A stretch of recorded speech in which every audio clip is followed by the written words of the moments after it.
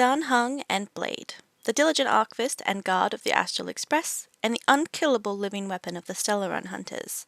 To the average player, their relationship is one of cat and mouse, predator and prey. But to the more astute lore enthusiast, there's a lot more happening beneath the surface.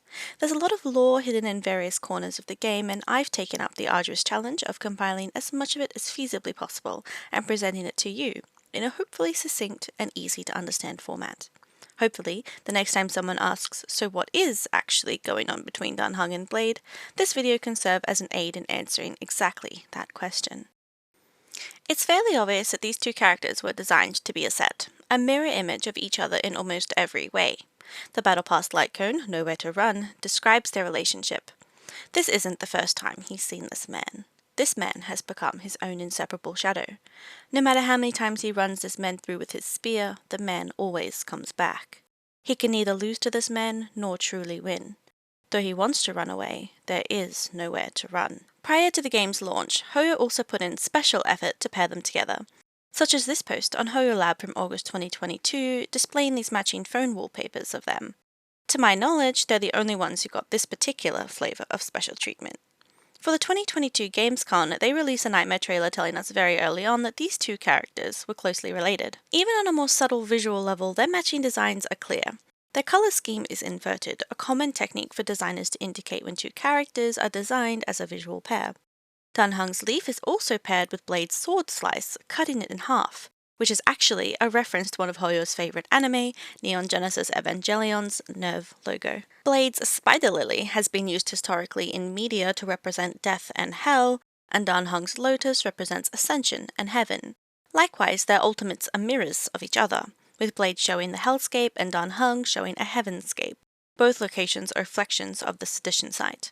This mirroring was teased early in the Interstellar Journey launch trailer, where we see the first teaser of Dan Heng in Bible de Lune standing atop a reflection with Blade on the other side. Later on, of course, when we get Blade's character trailer, half of it is spent showcasing Blade's reaction to Dan Heng, and we see Xing for the first time, roused by his memory and his presence. Dan Heng in Bible de Lune's theme song, Samudratha, also has this section that mentions tempered steel, making poetic reference to Blade, who was previously a master craftsman.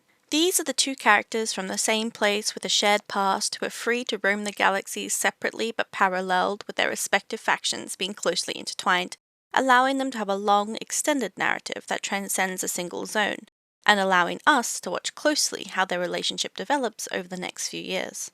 And all of that is interesting, of course, but what does it actually mean?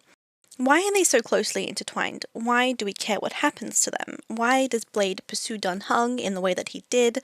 What is their shared sin? Why do they have a price to pay? Why did learning that Blade was Xing in Clouds Leave No Trace cause Dan Heng to have such a shift in tone towards him? Well, it all started 700 years ago.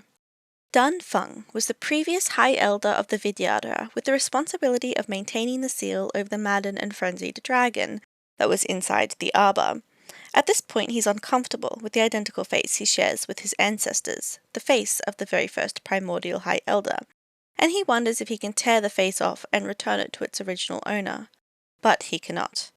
We get bits of insight that tells us he's in a politically precarious situation. Jing Yuan tells us that the power struggles between the High Elder and their preceptors are a tale as old as time. We learn from Baiheng's recordings, in Views of the Universe from a Star Skiff, that Child Xing is an apprentice of the Arbiter General Huaiyan of the Jiuming.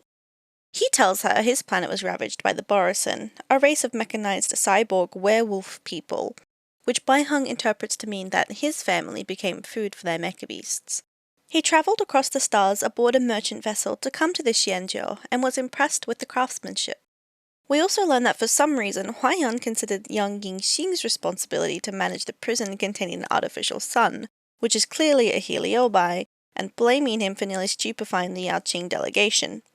Xing had an obsession with crafting weapons for the Cloud Knights to a point where he would forget to eat or sleep. We know from his conversation with Baiheng that he was also worried about not getting the chance to live long enough to see his family avenged, but she reassures him that the length of his life doesn't limit his ability to make great changes. Jing Liu also claims to have met him at some point when he was still smaller than her sword. He would boast about mastering craftsmanship by the time he was 100 years old, and Jing Liu didn't like his defiant nature. At some point around the year 7300, both Dan Feng and Xing are recruited into the High Cloud Quintet by Jing Liu, along with Baiheng and Jing Yuan. While on the battlefield, Dan Feng's descent is compared to a god, and he considers the rest of the military to be like ants. He had a heightened sense of hubris, and considered the lives lost in the war to be like specks of dust, including the Vidyadhara. He was a deadly force, with General Teng Xiao being wary of his arrival, asking Jing Liu to protect their troops. But at the same time, we learn he also had an internal struggle from his human side that did mourn for the lives lost. He had this inner dichotomy of his dragon heart urging him to fulfill his duties and his human heart, which felt the burden of all the lives lost. He is described multiple times as a proud person, and Jing Yuan tells us that he was not considered to be someone with feelings. Blade's story tells us about how he was a healer that rejuvenated his allies, and Dan Heng's conversation with Bai Lu implies there was a gentle side to him.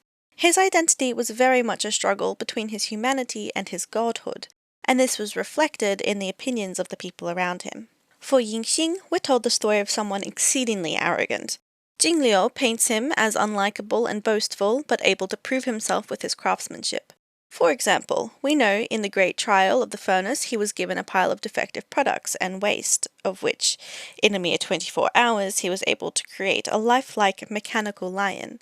At some point, he made 4 exceptional weapons, one for each member of the High Cloud Quintet, and his Boris-defeating weapon appeared to have been giant automatons. He liked to craft other items too, including a mirror about Jing Liu, which was deleted from the beta, and a handmade jade flask for Baiheng that he never made up his mind to give to her. There's also a pair of Vidyadhara-crafted braces that are described as having telepathic communications with each other that allows the wearer to feel the heat of the other, as well as the other's location and possibly the identity of the wearer. It's unclear if he made the set of braces himself with Vidyadhara assistants, or if Dan Feng made them, or if a random Vidyadhara craftsman made them, but regardless, he and Dan Feng shared one each. We know they acquired these matching braces early on, as we can see Xing wearing them when he was still young with black hair, before he became a grey old man. Jing Liu describes the sword that Xing made for her as being as untamed and hubris-imbued as Xing himself. This is important as the narrative behind the blade is a reflection of Xing. At this point, it's wielded as a powerful weapon by Jing Liu against the abundance, just like the real Xing is. We also know he was responsible for designing a straitjacket for the Ten Lords Commission to contain the prisoner called Mirage, a Paviru modified by the Abundance. During the High Cloud Quintet era, we're told by Jing Liu that Dan Feng was the closest to Xing. Dan Heng recalls a memory of Xing giving him the spear and telling him to be careful because it can cut through dragon scales. The Chinese version of the bracer lore tells us that they had a moonlit engagement ceremony, suggesting they were romantically involved. I'll include a link to some good Twitter threads about this for those who are curious. It was mistakenly referred to as a typo for a long time, but it's still in the game after many patches, and it can be considered fully intentional now. Jing Liu claims she never expected to see someone so proud getting along with someone so arrogant. We also learn that Xing was proud of being a short life, going so far as to say to Dan Feng that, "I'd rather leave this world in a blaze than live until the end of time. I will let all of the Xianzhou know that a brief moment of my life is worth more than their long and meaningless lives." We know at some point when Xing was middle-aged, Dan Feng snuck him into a Vidyadhara area for 2 hours of research, at risk of causing great unrest. Though we don't know what this research was for because it was too early to be related to the sedition and too late to be about the braces, so it may have been about the spear, but we just don't know. The only thing we can conclude was that it was related to the Vidyadhara in some capacity. Then we get to the end of the High Cloud Quintet era. The timeline of events and motivations are still unclear and hotly debated, so I'll keep it as brief as I can. The High Cloud Quintet fights Shuhu again, and Dan Feng falls victim to dragon delirium. Baiheng sacrifices herself with the Son of Absolute Darkness and leaves behind a few drops of blood and a strand of broken hair. The EN translation of a tuft of hair is actually incorrect here. We know that there is drama between Dan Feng and the Preceptors as they tell him how to make a new High Elder for some reason, and some Vidyadhara want Dan Feng away from approaching the Scale Gorge because they're waiting for him, but he goes anyway. The Fenghu Preceptor in the Egg also believes that lawful Preceptors orchestrated the sedition and wants to punish them, but Glacier de Marum does not. At some point, Xing and Dan Feng end up in the Scale Gorge waterscape to bury the remnants of an old friend's hallowed blood and create a new life that hasn't been seen for millennia. This is an action that has been unable to happen for many years in the past. Xing is bloody and wounded as he guards Dan Feng, so we know he isn't immortal yet, and there is combat in the immediate area. They have this discussion where Xing says, "Shuhu is dead, we won. But how many more victories can we manage to achieve? How many more prices like this must we pay?" Dan Feng replies, "Look, the ambrosial arbor still stands. So long as it is alive, the monsters, they can come back again and again. The war of the Xianzhou natives, Foxians, and Vidyadhara against the abominations will never end." Xing agrees. "Yes, none of us are special. Each of us has only one life, sacrificing for this, dying for that. It's all our own choices, just like how she chose to save you in Jingliu, just like how she chose to let more people live on." War and the lives that expired in the war were living beings just like him. He shut his eyes warily, remembering their faces, and made up his mind. He says, "If there's a chance, we will also choose to let her and more people live on. We, the Vidyadhara, have our own way of salvation. I can give it a try." This entire scene juxtaposes the dragon heart in Story 2 that viewed death as necessary, and the lives lost as nothing more than specks of dust brushed away from the world. Here, we see the burden of the sacrifices finally weigh down on him, and now he wants to do something. It's unclear what that something is, but choosing to let more people live on is implied to be a self-sacrifice of their own.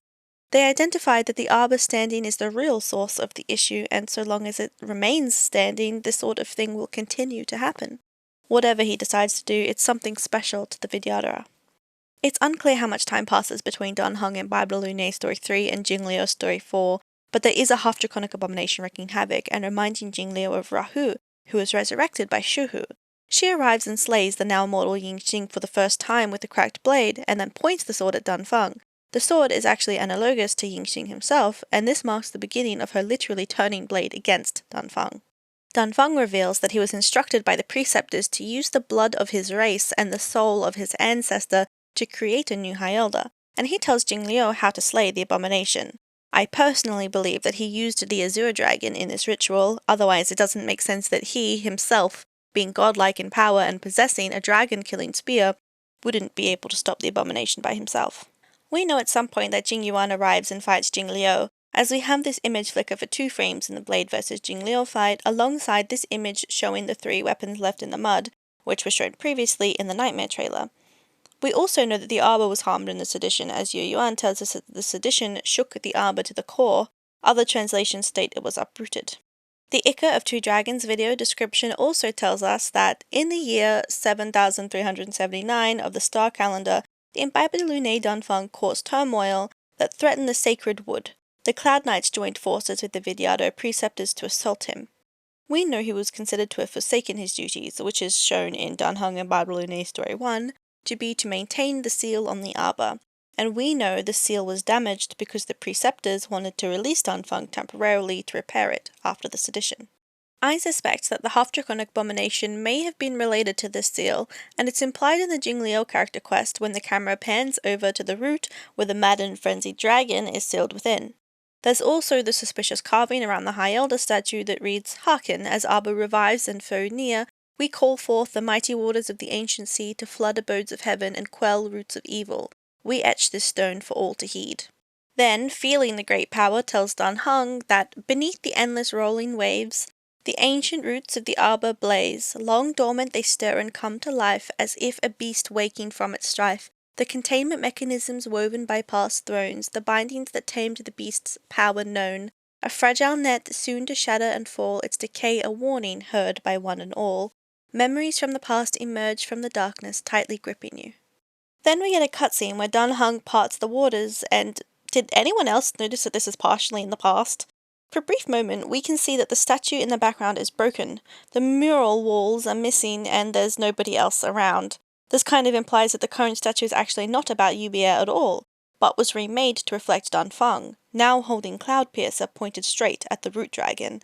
And the murals were likely constructed to potentially be about him, too. This has so many implications, but for the sake of brevity, I might have to explore that in depth in another video later. Anyway, Jingliu tells us she believes that Xing was using the flesh of Shuhu to resurrect Danfeng's companion, though worded strangely, this is implied by the narrative to be Baiheng. Personally, I don't think this makes any sense, because Xing was someone who grew up to be proud of being a short-life species, and he would respect that Baiheng died in a blaze, acknowledging all the great things she had accomplished in her life, especially with Baiheng being the first person to tell him to be proud of being a short life. It makes very little sense for him to want to resurrect Baiheng. It feels like something nobody involved would actually want. And from Danfeng's point of view, we have no basis to believe he actually cared about her that much, especially when Dan Heng says her name invokes no feelings. If any kind of love or deep mourning for her was the cause of the sedition, you would expect that he, as the accused, would at least react in some way to her memory, but we're specifically told that he just doesn't. Jingliu is also literally insane, claiming that her hobby is making her enemies suffer. She also admits to having a notoriously bad memory, in particular about things related to Baiheng. We talked about the stars we flew past, the views we saw together, and the dangers we escaped. But I can't remember the details. The things we said and did together have all been shrouded in a layer of mist. A mist I cannot see through. In the quest itself, she also says, "So many memories are swirling inside my head. I can't get a grasp on any of them." When the people of the Xianzhou live to be more than 1,000 years old, each day is like carrying the weight of a mountain through an interminable maze. I feel it's important to remind everyone that at the time of the sedition, Jingliu was already over 1,000 years old, so her mental state and memory quality is definitely worth questioning. We also know that she's just generally a manipulative liar, even being called out by Jing Yuan and exposing herself as such regarding her motives to being arrested. Following the sedition, the narrative becomes even less clear. Jingliu tells us that she freed Blade from the shackling prison, but Kafka tells us that Blade claims he was wandering around before Jingliu found him. Jingliu tortured Xing, and Blade says she carved those words into his every wound. These words include stuff like, "Nowhere to run!" Of 5 people, 3 must pay a price. Why? Why did you and Imbibitor Lune commit such an unforgivable sin? Why? Why is it that only the abominations can return time and time again? Why does someone like her have to be buried, burned to ash, and eventually forgotten? Why? Jingliu describes this process as, I took the shell that once held his soul and passed my sword techniques on to him. I let him die 100 deaths to remind him of the karma of his previous life. In short, she conditioned him through torture to be a weapon of her own agenda. He remembers her asking him, "Do you remember?" He never got a chance to reply before she killed him again. He caught the blade with his bare hands and his mind empty, and she said again, "Do you remember now?" Again, she doesn't let him respond and kills him. This is describing her conditioning him through torture and the way that she carved her words into his every wound. And thus the Yingxing we know is gone and replaced by the unnamed. So much for not fighting someone who has lost all the will to live, huh? This process is also reflected in the sword as, just like Xing, it is shattered by Jingliu's abuse and discarded. Its surface is littered with cracks. The sword is Yingxing's pride, utterly broken, and it's repaired in such a way that allows it to shatter again at the whim of the wielder. In current times, Blade is wielded by the Stellaron Hunters, and it's Kafka who controls when the blade shatters and when it's put back together. Well, don't resist. Let the Mara strike you. As for Danfeng, we know who's put into the shackling prison. In his absence, the preceptors enforce their stopgap measure of forming a council to manage the Vidyadhara in the absence of a High Elder. At some point, Preceptor Taran takes Oppenheimer to observe Danfeng, and shares with the IPC his story about Long, for some reason, but potentially related to the Intelligentsia Guild members and short lives who they later secretly helped to research Vidyadhara immortality. We know from their appeal that they wanted the general to release Dan Feng to help them seal the arbor. There's also a lot of discomfort among the Vidyadhara, as we have several accounts of them believing he was rebelling, even going so far as to make a play about Dan Feng begging Lan the Hunt to destroy the Xianzhou, as he argues with the General Tong Xiao and the 6 charioteers.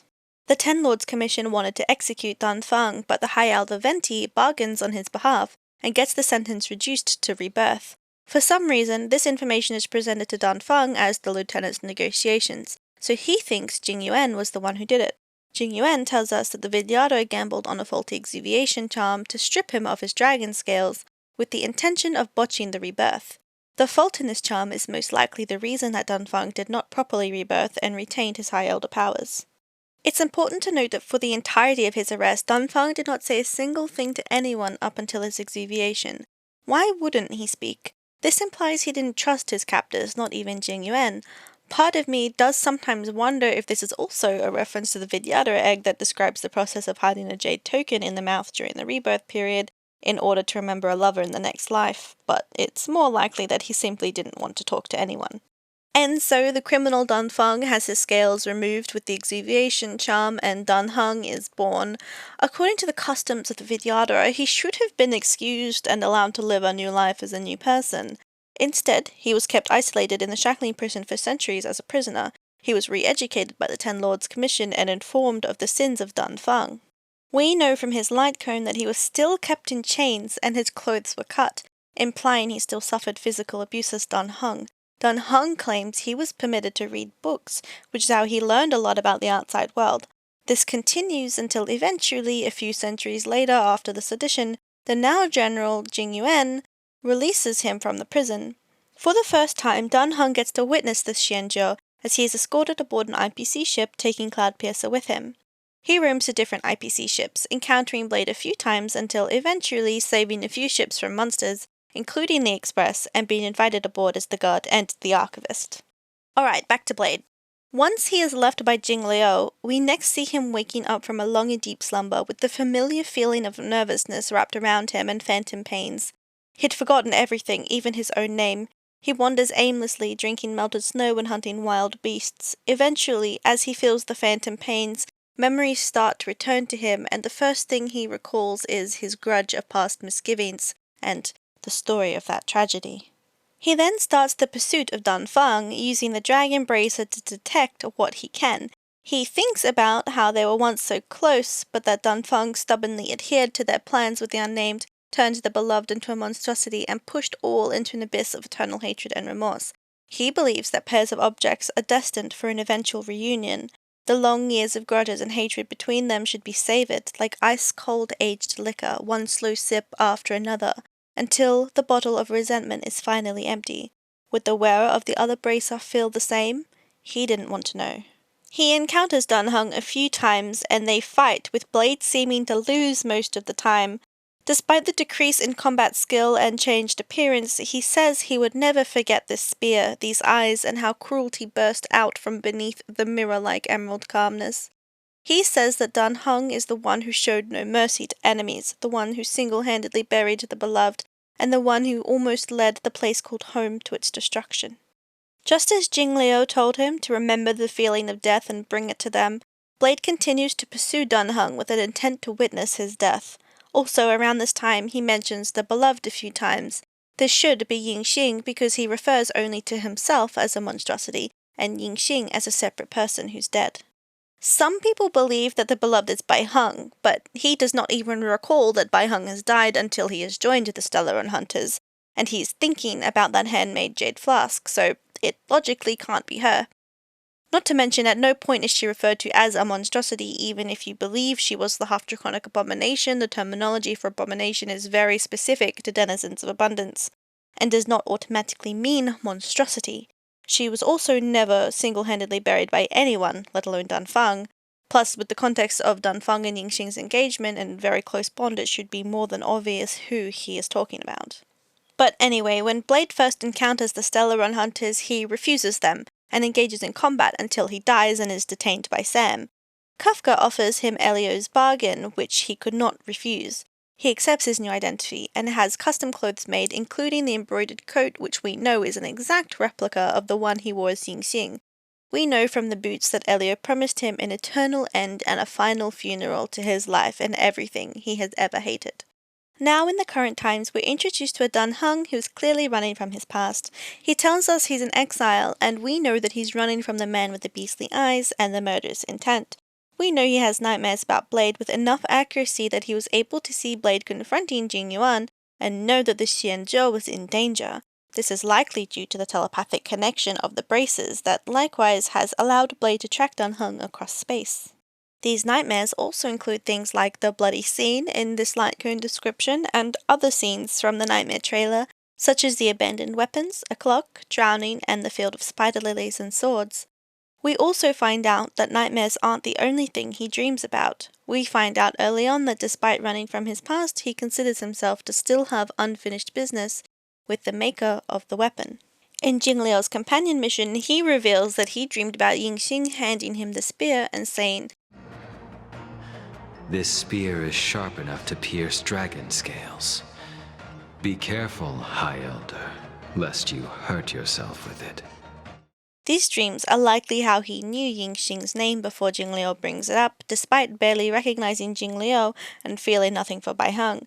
Pom Pom tells us that he's been polishing his spear and gazing at it with a glint of longing in his eyes. This dialogue was added in patch 1.4 but is accessible by new accounts prior to catching up on the main story. Once Dan Heng has entered the Xianzhou, his focus seems to be on warning us not necessarily about the Stellaron Hunters as he disregards our concerns about Kafka, but rather specifically about the dangerous men from his nightmares. He rushes to our aid because he's concerned for our safety. Eventually he does encounter Blade outside the Scale Gorge where he and Kafka were waiting. Blade can feel him coming. That feeling, Kafka, it's welling up within me. That feeling, it's... Kafka tells Blade to let the Mara strike, and it results in Blade activating his sword with his own blood and throwing it to pierce Dan Heng through the chest. This brings a temporary death to Dan Heng as he drops limp and is remade by the waters, revealing his true form of Imbibe de Lune. Blade looks very pleased with the outcome, and the two of them put aside their differences temporarily in order to gang up on Po Yanqing. Once Jing Yuan interrupts them all, Blade announces his task is complete and Jing Yuan agrees and allows them to leave. After that, Dan Heng learns of the faulty exuviation charm from Jing Yuan and also encounters the echo of him and Xing, which he finds familiar. If your people knew that you had brought me here, there would be great unrest. They will never know. Keep quiet, Xing. This will make us even. I will give you 2 hours. Research what you can. Remember, 2 hours. I'm a short-lived species. Do you think 2 hours isn't enough? It will be done.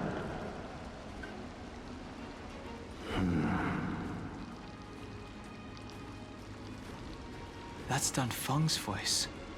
But what about the other person? It's so familiar. Then, of course, we get the events of the Jingliu companion mission where Dan Heng expresses concern over Jingliu's treatment of Xing, and he also finds out that Xing is still alive and has become a long-lived species. It's during this quest that he realizes that Blade is Xing. Although, as in Barbara Lune's character stories and the Nightmare trailer suggest, he has dreamed about some of the events of this edition. He learns of Jingliu's interpretation, never offering his own opinion and only what he has read about or been told in the shackling prison. In general, this lack of defiance or inquisitiveness is very out of character for him, so it's my interpretation that he was simply listening to what he could, aware that her memory was just as flaky as his own. For Blade, his interactions with Jingliu in this quest were quite bizarre, causing a lot of Blade fans to be unhappy with it. The reason for this is that Blade is a victim of Jingliu's torture, yet he is depicted as begging her for help. It implies he might see her and what she did to him as a positive thing. I have a different interpretation. Firstly, part of his conditioning during her supposed training was to turn him into a weapon of her own agenda, He also has a very warped perspective on everything as a result, so it's likely that she conditioned him to see her actions as merciful and his pain deserved. We already know that he did not have a close relationship with Jingliu, with her going so far as to call him an acquaintance and tell us she found his personality unlikable. Just like the sword she shattered, he was always just a tool for her vendetta against the abundance. At the end of Jingliu's mission, Dan Heng has the choice to say to Blade, "I will see it through." This EN translation is actually oddly impersonal, with most languages saying something closer to "I will go with you to the end." This conversation also suggests that he and Dan Heng's price to pay may have something to do with continuing the pursuit, though of what we don't know exactly. For Dan Heng, the difference in his attitude towards and understanding of Blade is now dramatically different to before. Blade reveals that he doesn't plan to kill Dan Heng yet, as he's still needed alive for Elio's plan. Alright, now, I'd like to take some time to discuss some cultural stuff about this pairing. Of course, Dan Heng and Blade are the most popular ship in China, and in the Honkai Star Rail fandom in general, boasting more than double the fanfiction of the next most written pairing on AO3. The reason for this is obvious, and I think can be explained simply in one way: Danmei Coding. For those that don't know, Danmei is a genre focusing around the romantic relationship of two male characters. Danmei has a lot of tropes considered stereotypical to the genre, which Hoyo has used to indicate to the audience what their intentions are. These tropes include lovers to enemies back to lovers angst timeline, which often includes misunderstandings involving tragic betrayal, a character wearing black and or red, paired with a character that wears white and blue or green, major events happening under the moonlight, themes of reincarnation and amnesia.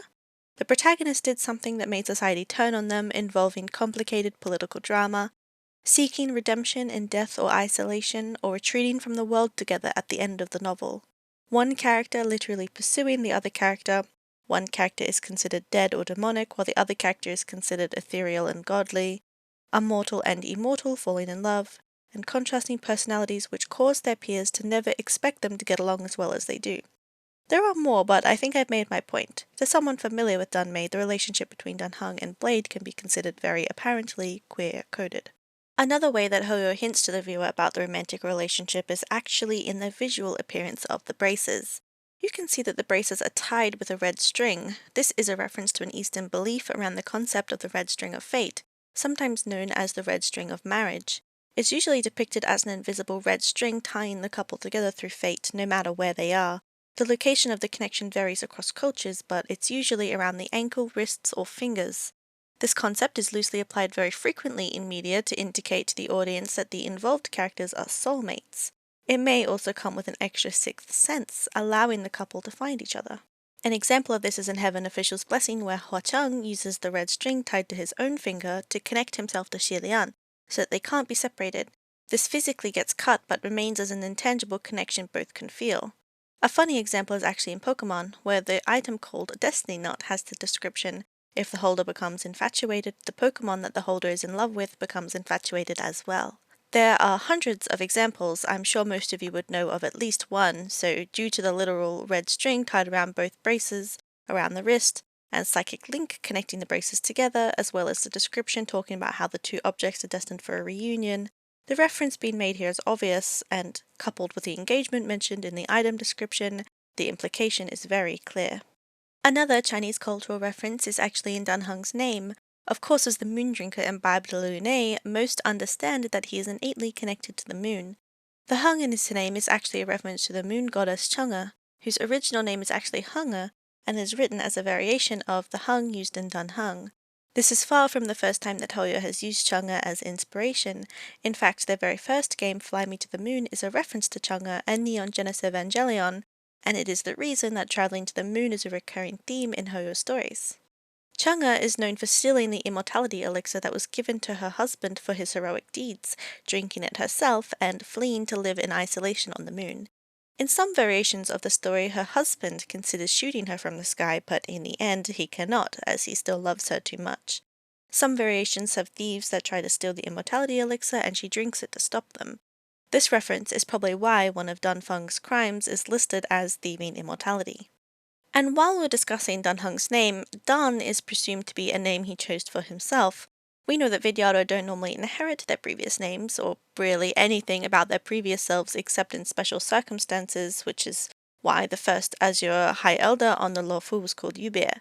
Cloudpiercer actually has the Chinese character for Dan written on it, which can be seen glowing during his attacks. Since Cloudpiercer was crafted by Xing, we can assume this detail was added by him, and that Dan Heng named himself after the inscription on the spear. Hoyo really loves intertwining love and hate closely together. They even seem to enjoy making their lovers fight each other. There's many examples, but I'll provide a few. Of course, there is Honkai Impact 3's fight between Kiana and Mei, where their romantic love for each other ultimately forces them to fight. To quote Mei, "If rescuing you is a sin, I'll gladly become a sinner." In Genshin, there is the story of King Deshret and the Goddess of Flowers, who were very in love, so much so that she plotted her own death just so that she could leave a lasting impression on him. To quote the Oasis Garden's truth, it is said that flowers blossom so that they may enjoy a spectacular death, and that death was precisely the wholehearted pursuit of the Lord of Flowers, for death adds bitterness to lost joy and intensifies with time across endless memories. In Honkai Star Rail, Simulated Universe has good examples of love and hate intertwined, including the Swarm Disaster short story titled Bounty Hunter Crimson Cleansing Chronicle, which contains a scene where a bounty hunter driven mad by the mist shoots his own lover, who is the leader of the bounty hunters. To quote the story, obsession exists because of falsehood. Love, however, is both ugly and hurtful. Also in Swarm Disaster, there is this Nanook interaction called the Hunt Vengeance, which feels very familiar. A pure kind of hatred suddenly manifests. You take in the crowd around you, these crimes that should be judged deceivers, two-faced betrayal, absolute hypocrisy, and ignorant egotism. You wait in place until your desire to attack subsides. You believe you understand the art of violence. Your desire to kill will grow over time, and you yearn to encounter the things you hate again.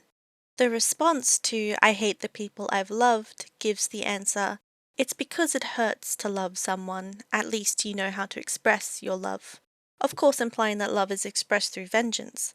It should go without saying, but Blade is closely connected to the hunt both through his pursuit of Dan Heng and his history as an enemy of the abundance aboard the Zhenjie. Blade's relic set coat specifically mentions this love and hatred together. In Xian, they used the one phrase for it, making sure we know that for Blade these feelings are intertwined. And to top it all off, in Blade's trailer, during the half featuring Dan Heng, they chose to use the Sona instrument, which is known specifically for being used in both funerals and weddings. A fitting choice. But of course, Hoyo wants us to know that for sure this hatred between them is temporary, because of the Bracer law emphasizing that the long years of grudges and hatred between them should be savored like ice-cold aged liquor, one slow sip after another until the bottle of resentment is finally empty. In both the Nightmare trailer and Blade's trailer, we see Dan Heng associated with the Spiderlily. In the Nightmare trailer, we see him drowning and looking at the Spiderlily in the Sword Graveyard. We see the Spiderlily again in Blade's trailer, this time blooming on top of a lotus which represents Dan Heng. We also see Dan Feng from his point of view twice. Firstly, before the fight, where he gets overlaid in red, then again afterwards during these flickering frames, where we can see both Dan Heng and Dan Feng standing next to a Spiderlily, as the color changes from red to green to red, only ever showing Dan Feng as green. Actually, the Dan in his name as an adjective means red too. This is why they have red accents everywhere. There's even an ad for Dan Heng that is entirely red. This is made reference to again in the in-game opera by Xing called Eternal Regrets of a High Elder. It goes, "When the dragon turns red, then the green pines shall shed, cast by the wind of a cold morning, feeling the weight of your suffering. When the dragon turns red, then the green pines shall shed, spinning our glory through time and space. When will I next come to see your face? When the dragon turns red, then the green pines shall shed, wantonly drinking the silver moon, how many times must we be entombed? When the dragon turns red, then the green pines shall shed, pass like a dream out of sight and mind, 600 years in this mortal bind." There's also a document called The Echoes of Antiquity, a grand overview of Xianzhou folk culture in the section Vidyadhara Elegies, which tells us that both this aria and the Dragon-Tooth Tales aria were sung by Lingjie several hundred years ago. She wrote them. Dragon-Tooth Tales, the one about this particular poem, is a heroic epic with a tragic ending, while Fateful Rebirth tells of the ill-fated romance between a Xianzhou local and a Vidyadhara local that can only end in tragedy for all. It seems obvious to me that these two arias are connected and likely refer to the same tragedy. There's a lot to say about this Dragontooth Tales aria, least of all that it is literally named Eternal Regrets of a High Elder, which makes it super obvious who it's about, but I might instead redirect you towards my friend's Twitter analysis. Please give it a read if Chinese poetry interests you and you'd like to read about how the poetry in Honkai Star Rail makes reference to the relationships between Dan Feng and Xing. Some people like to assert the idea that because this document describes the romance to be about a Zhenjie local, that it couldn't possibly be referring to Xing, who is a short-lived species, but there's nothing that suggests this phrase of Zhenjie local would exclude the local short-lived species. I think it's also important to point out that the Vidyadhara like to write tragedies, and most of these romantic tragedies seem to be about Vidyadhara who live longer than their short-life or Foxian lovers. There's a few other really small things I want to mention here too. I'll try to keep this as brief as possible. During the side quest for Todd Rawdon, you can find Blade gazing at the statue of Spiderlily. You ask him what he's doing and he says he's mourning for folly, and that some get to die harboring hatred while others get to visit their own burial site. From a timeline perspective, this should be after the events of 1.2 but before the Jingliu companion mission. There is also a document called Investigations of Ancient Pattern Rubbings from the Lofu, which discusses the High Cloud Quintet. It makes this random and ominous statement that there was a dark prophecy hinting at depravity and betrayal among the five. Though it's fairly obvious that this should be the case, it further enforces the idea that the diviners would have been aware of the sedition events before it happened. Another thing worth mentioning is that Blade and Dan Heng's stories parallel each other in formatting. It started with regular Dan Heng stories always starting with A New Dawn Begins. Then Blade was released and his stories had a similar formatting, instead with the only thing he could sense was a splotch of crimson in his sight and the taste of iron in his mouth. His limbs were unresponsive, he must have died. Afterwards Dan Heng and Spiderlily was released, and again we see this formatting. In the dim abyss, devoid of light, he seems to have returned to the inside of a Vidyadhara egg, being ceaselessly churned in tumultuous waves and elusive dreams. I know I previously mentioned the locations of the ultimates are the same, but I didn't talk about the animations.